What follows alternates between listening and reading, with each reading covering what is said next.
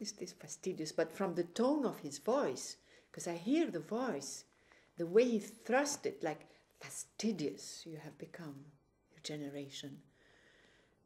I said, what? This is very serious. So I looked in the dictionary later, and I found that fastidious is a mixture of a description that, fussy, difficult to please, ungrateful, all this in one word, fastidious.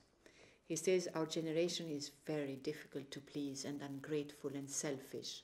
And that made me sad, because when God came in a sad way, I felt him so, sad that I became sad myself.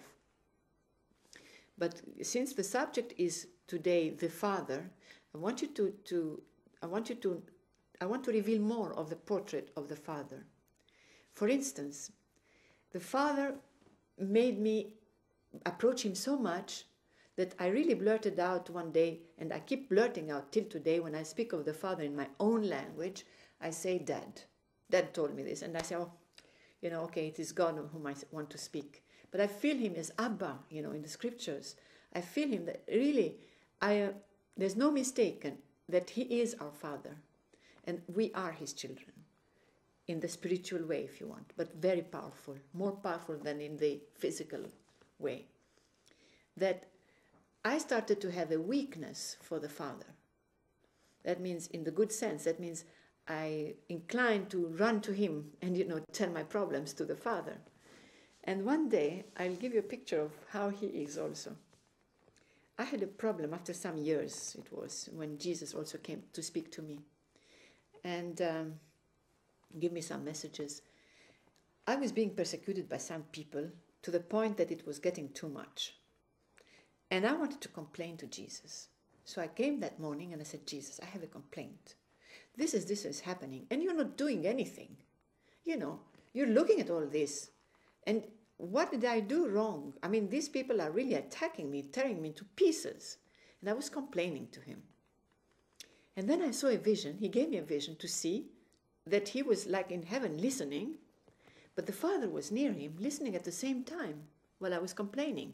And Jesus came out to say something to me, but the moment he was going to reply to me, I saw the Father looking at Jesus and pushed him behind with his arm and made him a gesture like that, no, I will do this for you. Let me do this thing. I'll take over this, And instead of Jesus came the Father, because I saw this vision. And the Father said to me, daughter, everything will be all right by tomorrow. I will intervene. And it was really this that happened. The next morning, it was sorted out completely well. And it was great because it was very, very precise how everything was sorted out. But this gesture of, let me take care, I will speak to my daughter, I felt like he was saying. And it was so powerful that in that message I wrote below, I have a weakness for the Father, but the Father has also a weakness for me, which shows the intimacy with the Father. And I want to really tell these people that they don't know the Father as such, to come to him as a child, like he wants. He wants this. I mean, that's why he's giving all these messages. And that's why he wants to revive their whole generation, to go back to him as it should have been, as he has given us his law and everything.